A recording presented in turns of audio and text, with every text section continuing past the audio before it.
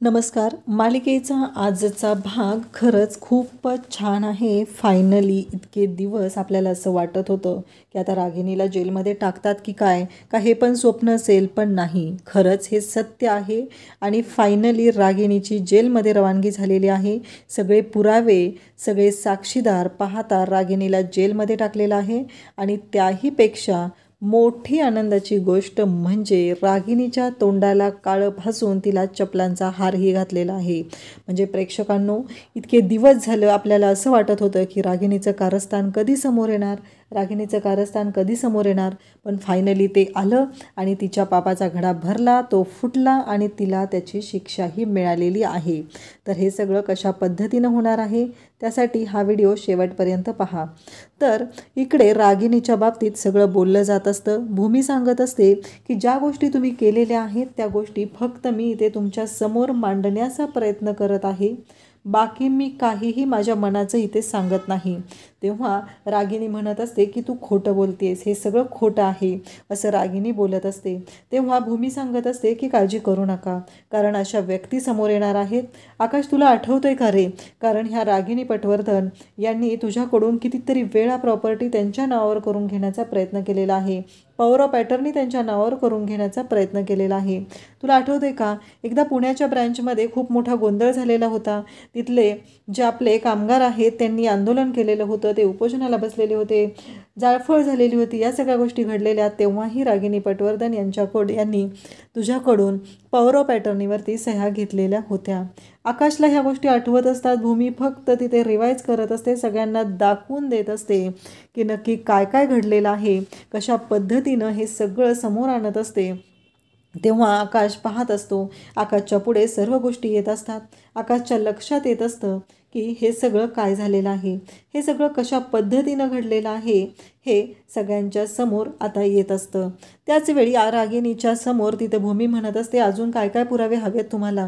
रागिणी म्हणत असते की हे सगळं हिचं कारस्थान आहे, ही खोटं बोलते, हिने मला काहीही कळू दिलेलं नाही, कारण ही सगळं हे खोटं बोलते आणि हिचं जे काय चाललेलं आहे ते वेगळंच आहे, असं ती बोलत असते. भूमी मात्र अक्षरशः जीवाच्या आकांताने ओरडून सांगत असते की या बाईने आत्ता फसवलेलं नाही तर गेली 6 वर्ष झालं ही बाई आपल्याला फसवते. आकाश, तुला आठवतंय का, तुझ्यावरती ट्रीटमेंट चालू होती, डॉक्टर प्रधानांची ट्रीटमेंट चालू होती, पण तिथेही या बाईने तेवढाच गोंधळ घातलेला आहे. कारण डॉक्टर प्रधानांनी तुला बरं केलेलं होतं, त्यांच्या डायरीमध्ये त्याचे पुरावे, त्याच्या नोंदी होत्या, कारण त्यांची ट्रीटमेंट ही बंद करण्यात आली आणि त्यानंतर तुला त्यांनी तिथे अडकवलेलं होतं. हे सगळं जेव्हा घडत असतं तेव्हा मात्र इकडे भूमी हे सगळं सांगत असते. आकाशला हेही आठवत असतं की एकदा रागिणीने त्याच्याकडून पॉवर ऑफ अटर्नीवरती सह्या घेतलेल्या होत्या आणि रागिणी हे करत होती, हे आकाशच्या लक्षात येतं. आता भूमी विचारत असते की आकाश, आणखी काय काय पुरावे हवेत तुला, म्हणजे तुझ्या लक्षात येणार आहे.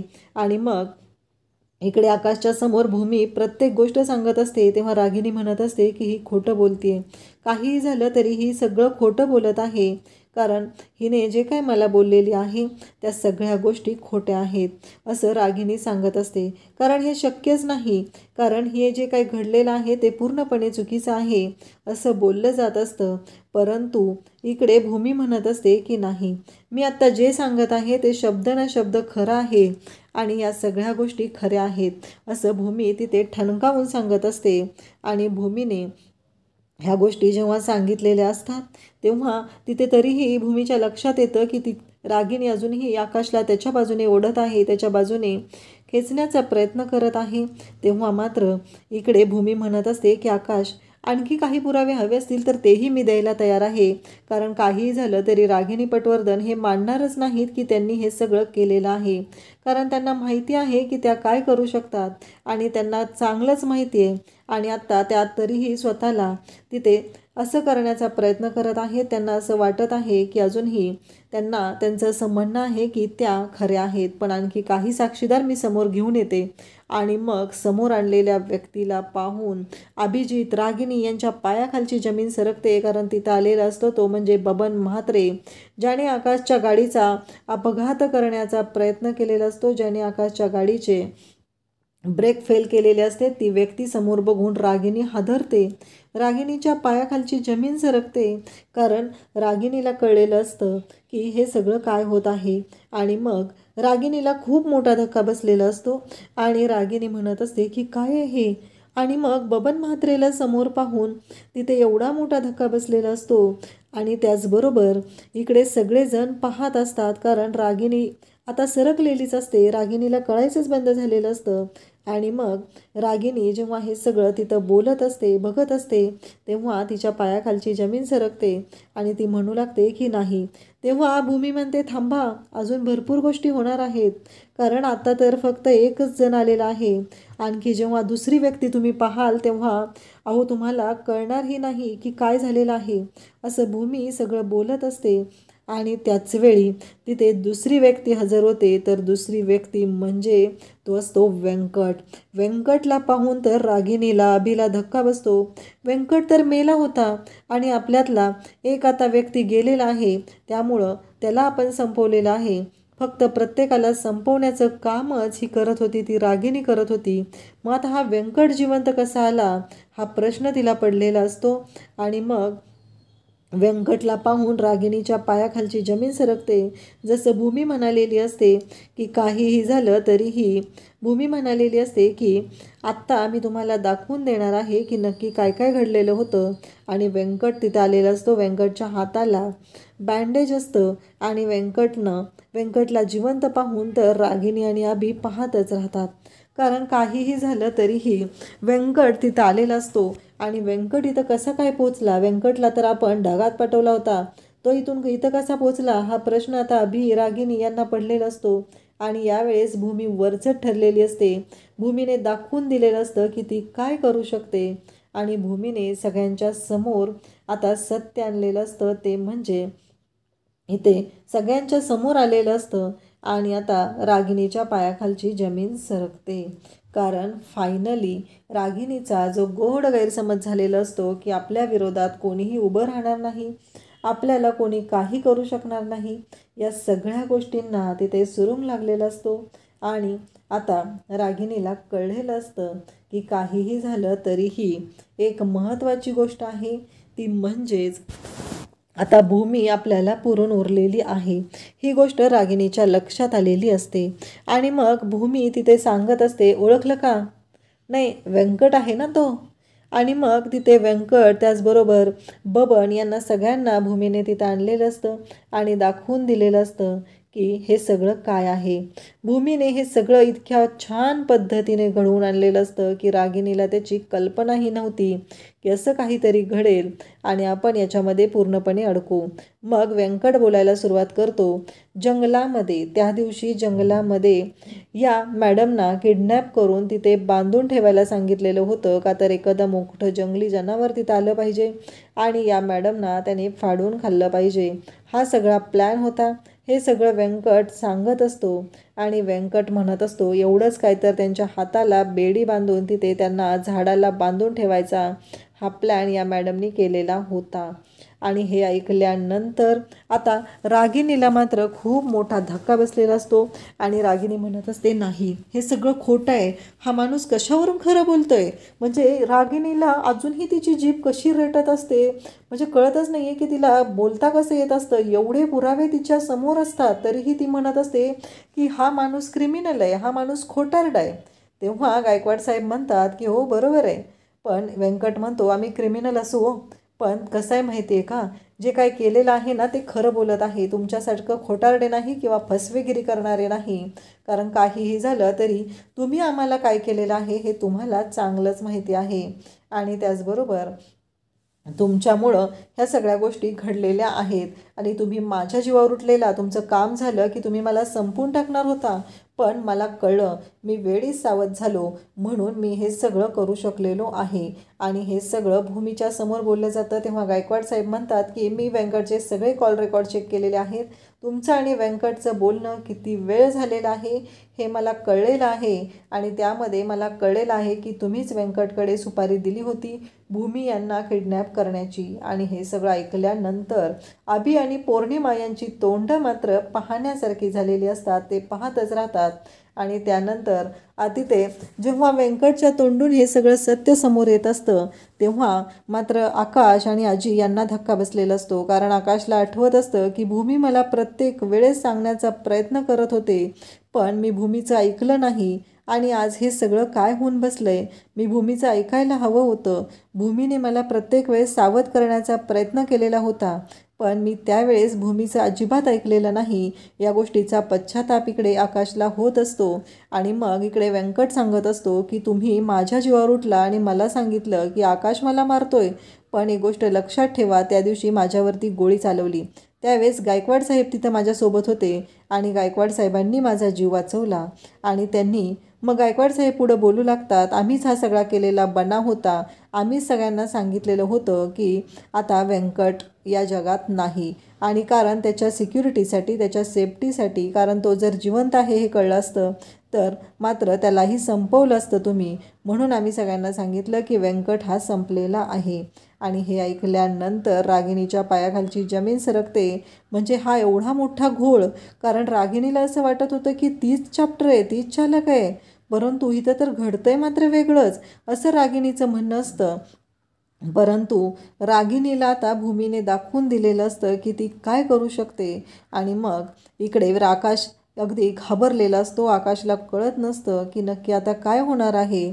आणि भूमी आकाशशी बोलत असते, आकाशकडे जात असते, आकाशला समजवण्याचा प्रयत्न करत असते. आणि त्याच वेळेस अभिही पाहत असतो, कारण आई आता पुरती अडकलेली आहे ही गोष्ट अभिला कळलेली असते. आजी तर इथं खाली कोसळलेले असतात. आणि मग भूमी आजींच्या जवळ जाते आणि भूमी आजींना समजवू लागते. आजींना सांगू लागते की आजी तुम्हाला माहिती आहे का, इकडे आकाशला भूमी समजवत आहे, आजींना समजवत आहे, कारण घडलेल्या गोष्टीच इतक्या भयानक आहेत की त्या दोघांना विश्वास ठेवणंही अवघड जात आहे. कारण त्यांनी सगळ्यात जास्त विश्वास रागिणी पटवर्धनवर ठेवलेला होता. रागिणीला त्यांनी प्रत्येक वेळेस साथ दिलेली होती. आणि आता जे घडत असतं ते पाहून त्यांना दोघांनाही खूप मोठा धक्का बसलेला असतो. त्यांना कळायचं बंद झालेलं असतं, कारण हे सगळं इतकं विचित्र पद्धतीनं होईल असं त्यांना कधीच वाटलेलं नव्हतं. रागिणी पैशांसाठी एवढ्या खालच्या थराला जाईल हा विचारही त्यांनी केलेला नव्हता. त्यानंतर भूमी आजींच्या समोर येते आणि आजींना म्हणते की ती दुसरी व्यक्ती जी आलेली आहे ती कोण आहे माहिती आहे का आजी. तेव्हा आजी म्हणतात काय. तेव्हा भूमी सांगते त्याच व्यक्तीला तुमचा मुलगा सून यांना मारण्याची सुपारी दिलेली होती. याच व्यक्तीला सांगितलेलं होतं की त्या गाडीचे ब्रेक फेल करायला. त्या रात्री त्या व्यक्तीने आकाशच्या गाडीचे ब्रेक फेल केले आणि त्यामध्ये आकाशचे आईबाबा म्हणजे तुमचा मुलगा आणि तुमची सून मारले गेले आणि ते पुन्हा कधीही आपल्यामध्ये येऊ शकले नाहीत. हे सगळं भूमी सांगत असते. आणि तेव्हा मात्र तिथे धक्का बसलेला असतो तो आजींना आणि आकाशला. म्हणजे आकाशचे आईबाबा गेले त्यानंतर आकाश असा वेड्यासारखा वागू लागला, त्याला वेडं बनवून ठेवणं गेलं, हे सगळं भूमी सांगत असते. त्यावेळेस बबन तिथे सगळ्यांच्या समोर सांगू लागतो, 7 वर्षापूर्वीची गोष्ट आहे. या मॅडम माझ्याकडे आल्या होत्या आणि या मॅडमनी मला फोटो दाखवलेले होते आणि ती गाडी दाखवलेली होती आणि मला सांगितलेलं होतं या घरातलं कुटुंब या गाडीत बसून जाणार आहे.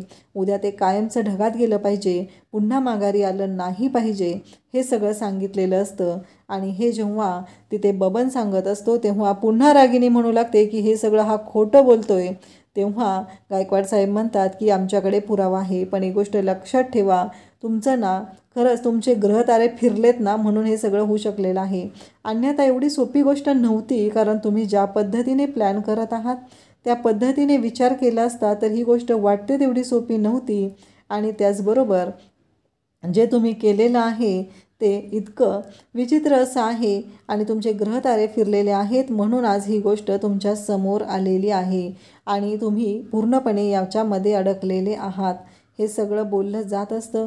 आणि त्याच वेळी इकडे रागिणी मात्र पाहत असते. रागिणीचं वारंवार एकच सांगणं असतं की नाही, काहीही झालं तरीही मी काहीही चुकीचं केलेलं नाही आणि मी काहीही चुकीचं वागलेलं नाही असं रागिणीचं म्हणणं असतं. पण रागिणीच्या मात्र ही गोष्ट लक्षातच येत नाही की तिने काय केलेलं होतं, तिने कोणतं कारस्थान केलेलं होतं, ही गोष्ट मात्र रागिणीच्या लक्षातच आलेली नसते. रागिणीला वारंवार असं वाटत असतं की अरे आपण जे करतोय तेच बरोबर आहे, आपल्याला जे माहिती आहे तेच बरोबर आहे. परंतु इथे भूमीने आता तिचा बँड वाजवलेला असतो. गायकवाड साहेब सांगू लागतात की कसं आहे, हा माणूस हुशार होता, त्याने त्यावेळेस तुमचं बोलणं रेकॉर्ड केलेलं आहे आणि ते रेकॉर्डिंग सगळ्यांच्या समोर ऐकवलं जातं. तेव्हा मात्र आकाश कोसळतो. रागिणी म्हणत असते नाही रे, हे सगळं खोटं आहे. तेव्हा तिथे पारितोष येतो आणि तो म्हणतो की ज्या डॉक्टरांकडे आकाश तुझी ट्रीटमेंट दिलेली होती आणि त्यांना सांगितलेलं होतं की तुला कधीही बरं करायचं नाही, ते डॉक्टर आत्ता फॉरेनला आहेत, तर त्यांचंही मी स्टेटमेंट घेतलेलं आहे. त्यांनीही ते स्टेटमेंट दिलेलं आहे की आकाशला कधीही बरं होऊ नये यासाठी औषध उपचार दिलेले होते. आणि हे सगळं ऐकल्यानंतर पुन्हा आता रागिणीला खूप मोठा धक्का बसलेला असतो आणि आकाशला कळायचं बंद झालेलं असतं. कारण ज्या बाईवर आपण इतका विश्वास ठेवत होतो, ज्या बाईला आपण आपली आई मानत होतो, तिने आपला विश्वासघात केलेला आहे, या गोष्टीचा त्रास मात्र आकाशला होत असतो. गायकवाड साहेब म्हणत असतात की बरोबर आहे, हे क्रिमिनल होते पण ते प्रामाणिक होते हो तुमच्यापेक्षा, कारण तुम्ही इतक्या खालच्या थराला गेलेला होता, कधी विश्वासही बसला नव्हता. हे सगळं बोललं जात असतं. आकाश मात्र रडकुंडीला आलेला असतो आणि मग रागिणी आकाशकडे जात असते आणि आकाशला म्हणणार असते की काहीही झालं तरीही अरे खोटं बोलते ही भूमी. पण त्याच वेळी आकाश भूमीकडे जातो, भूमीच्या समोर हात जोडतो आणि म्हणतो भूमी मला माफ कर, मी तुझ्यावर विश्वास ठेवायला हवा होता, माझ्यामुळे एवढ्या सगळ्या मोठ्या संकटातून तुला जावं लागलेलं आहे. हे सगळं आकाश बोलत असतो आणि त्याच वेळेस भूमी म्हणत असते की आकाश ठीक आहे आणि आकाश आणि भूमी एकमेकांना मिठी मारतात. फायनली जे घडलेलं असतं ते इतकं भयानक असतं आणि त्याचबरोबर आकाशने भूमीची माफी मागितलेली असते. तो भूमीच्या जवळ असतो, भूमीशी बोलत असतो. परंतु इकडे रागिणी मात्र म्हणत असते की पण आकाश रागिणीला तिथून झिडकारतो. आकाश रागिणीला दाखवून देतो की तिने पूर्णपणे चुकीची आहे. काहीही झालं तरीही तिने जो काय गोंधळ घातलेला आहे त्याची शिक्षाही तिला भोगावीच लागणार आहे. आणि मग आकाशने तिला झिडकारलेलं असतं आणि तिला दाखवून दिलेलं असतं की ती काय आहे. आणि इकडे आकाशच्या जवळ रागिणी जाण्याचा प्रयत्न करत असते. आकाशने तिला झिडकारलेलं असतं आणि भूमीच्या मिठीत तो रडत असतो. आणि आता इथेच रागिणी संपलेली असते. म्हणजे आता आकाशचा विश्वास संपलेला आहे. आकाश जर आपल्या बाजूने नसेल तर काहीच होणार नाही हे रागिणीच्या लक्षात आलेलं असतं. आणि मग पोलीस तिथे येतात आणि मग आकाश सांगतो की घेऊन जाईला, कारण काही झालं तरी हिने जी शिक्षा गुन्हे केलेले आहेत त्याची शिक्षा हिला भोगावी लागली पाहिजे. आणि मग हवालदारांना गायकवाड साहेब सांगतात ताब्यात घ्या यांना. हवालदार ताब्यात घेतात आणि त्याच वेळेस इकडे रागिणी मात्र अगदी वेड्यासारखी वागत असते. ती आजींच्या जवळ जाते. त्याचबरोबर तिथे अथर्व असतो. अथर्व तू तरी काहीतरी कर ना, मी काहीच नाही केलेलं रे अथर्व, मी काहीच नाही केलेलं असं म्हणत ती अथर्वच्या समोर येऊन रडू लागते. परंतु अथर्वही तिला भीक घालत नाही. अथर्वही तिला सांगत असतो की नाही. आणि मग आजींच्या पुढे जाते. आई मला माफ कर असं म्हणत तिने हात जोडते, माफी मागू लागते. पण आजी मात्र ऐकायला तयार नसतात. आजी म्हणत असतात की बाद झालं, कारण आत्तापर्यंत तू जे काय कांड केलेलं आहे. आणि गायकवाड साहेबांना सांगतात की घेऊन जाईला. त्याचबरोबर तिच्या 2 कानाखाली लगावतात आणि म्हणतात की आजपर्यंत तू जे काय कांड केलेलं आहे त्याची शिक्षा तुला भोगावी लागणारच आहे. आणि मग हवालदार आता रागिणीला ओढत घेऊन चाललेले असतात. म्हणजे जसं की आपण नेहमी म्हणत असतो की वाजत गाजत जेलमध्ये रवानगी, तर रागिणीची खरंच वाजत गाजत जेलमध्ये रवानगी होत असते. सगळेजण पाहत असतात. पण आजी आणि आकाश या दोघांनाही खूप मोठा धक्का बसलेला असतो. त्यांना कळत नसतं की या सगळ्यातून कसा मार्ग काढायचा आहे, या सगळ्यातून आपण कसे बाहेर पडणार आहोत ही गोष्टच लक्षात येत नसते. आकाश मात्र खूप रडत असतो, कारण आपण ज्या व्यक्तीवर एवढा विश्वास ठेवलेला होता आणि त्या व्यक्तीने आपल्याला दगा दिलेला आहे, स्वतःच्या आईचं स्थान देऊन तिचे पाय धुतलेले होते आणि त्या व्यक्तीने एवढ्या घाणेरड्या पद्धतीचं कृत्य केलेलं आहे हे जेव्हा कळतं तेव्हा पूर्ण व्यक्ती तुटलेला असतो आणि ती व्यक्ती आपल्या जवळचीच आहे हे सगळ्यांच्या समोर आलेलं असतं. त्याचबरोबर इकडे रागिणी आता जेलमध्ये आणलेलं आहे आणि त्याचबरोबर हे सगळं जेव्हा चालू असतं आणि मग रागिणीला आठवत असतं की सगळं हे काय झालं आहे, त्याचबरोबर हे सगळं कशामुळं झालं, या सगळ्याला जबाबदार ती भूमी आहे. कारण त्या भूमीला मी घरात आणलं आणि ही माझी चूक झाली हे रागिणीच्या लक्षात येत असतं आणि रागिणीच्या डोळ्यासमोरून सगळे पिक्चर जात असतात. तिला कळत असतं की आपण पूर्णपणे फसलो गेलेलो आहोत, आपण पूर्णपणे अडकलेलो आहोत आणि आता आपली पुरती वाट लागणार आहे हे रागिणीच्या लक्षात आलेलं असतं. तेव्हा गायकवाड साहेब तिथे येतात आणि म्हणतात, अजून या इथेच आहेत का, आत टाका यांना. आणि मग रागिणीला घेऊन आत चाललेले असतात. त्याच वेळेस पौर्णिमा आणि अभि तिथे आलेले असतात. रागिणीच्या अंगावरचे सगळे दागिने काढून बाहेर ठेवलेले असतात आणि रागिणीला आता जेलमध्ये टाकायला नेत असतात. तेवढ्यातच अभि आणि पौर्णिमा तिथे येतात आणि दोघंही ओरडू लागतात. ते म्हणू लागतात की काहीही झालं तरीही माझ्या आईने असं काही केलेलं नाही आहे, त्या भूमीने हे खोटे आरोप तिच्यावरती लावलेले आहेत, हे सगळं ते बोलत असतात. रागिणीला जेलमध्ये टाकलेलं असतं, सुन्न झालेली असते, तिला काही सुचत नसतं. परंतु आता गायकवाड साहेबांनी स्टँड घेतलेला असतो, तो म्हणजे आता रागिणीची यातून सुटका नाही. अभि म्हणत असतो, माझ्या आईनं काहीच नाही केलेलं, तुम्ही तिच्यावरती खोटे आरोप लावताय. तेव्हा गायकवाड साहेब म्हणतात, म्हणजे तुम्हाला काय म्हणायचं आहे, आम्ही काय केलं आहे का, म्हणजे तुम्ही आमच्यावर आरोप करताय का आता, असं गायकवाड साहेब बोलत असतात. आणि तेव्हा रागिणी सुन्न होऊन तिथे बसलेली असते आतमध्ये. तिला कळत नसतं की आता काय होणार आहे पुढं. आणि गायकवाड साहेब तिला अभिला म्हणत असतात की म्हणजे तुम्ही माझ्यावर आरोप करताय, मी दोषी आहे, आम्ही गोळा केलेले पुरावे खोटे आहेत, तुम्ही आमच्या पोलीस डिपार्टमेंटवर आरोप करू शकत नाही, असं गायकवाड साहेब अभिला सुनावत असतात.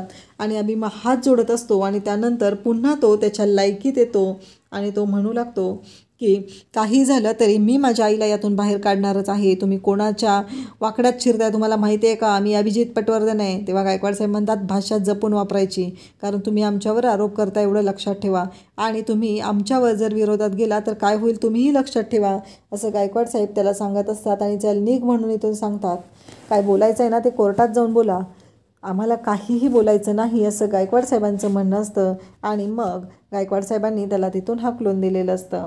उद्याच्या भागामध्ये आपल्याला पाहायला मिळणार आहे की आता वकील रागिणीला घेऊन आता कोर्टाकडे निघालेले असतात. त्यावेळेस लोक तिथं जमलेले असतात. काही बायका म्हणत असतात की तुला आई म्हणून पूजलं आणि तूच न्याय केला ग, चांगला न्याय केलास त्या पोराचा, असं म्हणत रागिणीच्या तोंडाला काळं फासत असतात. आणि त्याचबरोबर रागिणीला दाखवत असतात की तिची काय लायकी आहे. एक बाई म्हणते, तुला पूजा केली तुझ्याबद्दल एवढा चांगला विचार केला म्हणून तू हे सगळं करत आहेस ना, आणि बरोबर आहे, कारण काहीही झालं तरी तुझी तीच लायकी आहे, असं म्हणत त्या बाईने रागिणीच्या गळ्यामध्ये चपलेचा हार घातलेला असतो आणि रागिणीला दाखवून दिलेलं असतं की तुझी हीच लायकी आहे. इकडे आकाश, भूमी सर्वजण घरी आलेले आहेत आणि आकाश खूप डिस्टर्ब आहे, आजी खूप डिस्टर्ब आहे, त्याचबरोबर पारितोषही त्यांच्यासोबत तिथं आलेला असतो. आणि मग पारितोष तिथे आलेला असतो. पारितोषलाही ही परिस्थितीची जाणीव असते म्हणून पारितोष तिथे सोबत असतो. आणि त्याचवेळी आकाश त्याच्या रूममध्ये निघून जातो आणि स्वतःला कोंडून घेतो. पारितोष, भूमी सर्वजण तिथे गेलेले असतात. आकाशने रूममध्ये खूप मोठा राडा केलेला असतो, सगळं पसरून टाकलेलं असतं आणि आकाश तिथे रडत असतो, कारण त्याने हातामध्ये टुट्टू घेतलेला असतो आणि तो टुट्टूला पोटाशी धरून रडत असतो. मग आता आकाशमध्ये नक्की काय बदल झाला का, आकाशला पुन्हा हा इतका मोठा धक्का बसलेला आहे, तो आकाशला सहन होत नाही आणि आता आपल्याला पूर्वीचा आकाश पाहायला मिळणार की काय, हे आपल्याला पाहायला मिळणार आहे. तर तुम्हाला काय वाटतं, नक्की आता मालिकेत नक्की काय ट्विस्ट येणार आहे ते कमेंट करून सांगा आणि अशाच अपडेटसाठी चॅनलला सबस्क्राईब करा. थँक्यू.